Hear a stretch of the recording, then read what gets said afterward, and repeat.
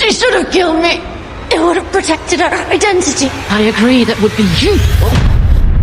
It was a constructed goose chase. Enola Holmes 3 just dropped, and just like the last two movies, the stakes are higher than ever. But this time, Sherlock Holmes, the so-called world's greatest detective, and his sister Enola were completely outplayed by one person, Moriarty.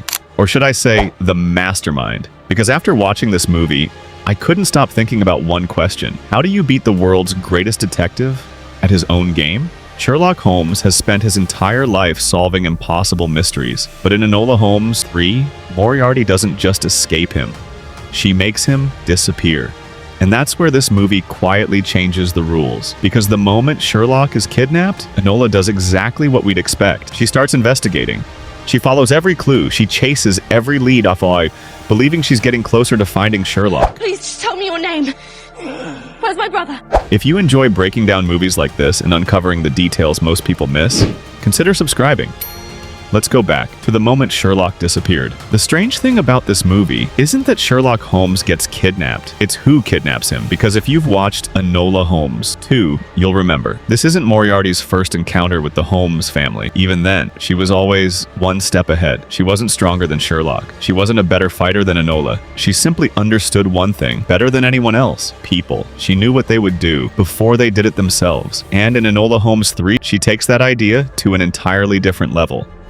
Because from the moment Sherlock disappears, Enola thinks she's investigating Moriarty, but what she doesn't realize is that every clue she finds, every lead she follows, and every decision she makes has already been accounted for. How could I have missed this?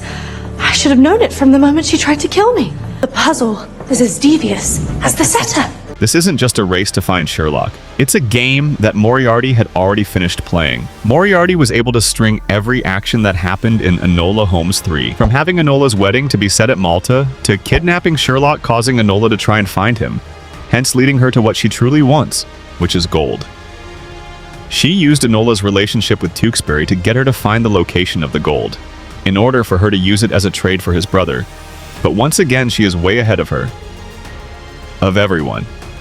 So, is Moriarty actually a better detective than Sherlock Holmes? Maybe Sherlock Holmes is still the world's greatest detective, but in Enola Holmes 3, Moriarty proves that sometimes the person who creates the mystery will always have the advantage over the person trying to solve it. And that's exactly why she managed to outplay the greatest detective in the world. Maybe that's what makes Moriarty such a brilliant mastermind. Not because she solved the impossible, but because she made the impossible but look inevitable.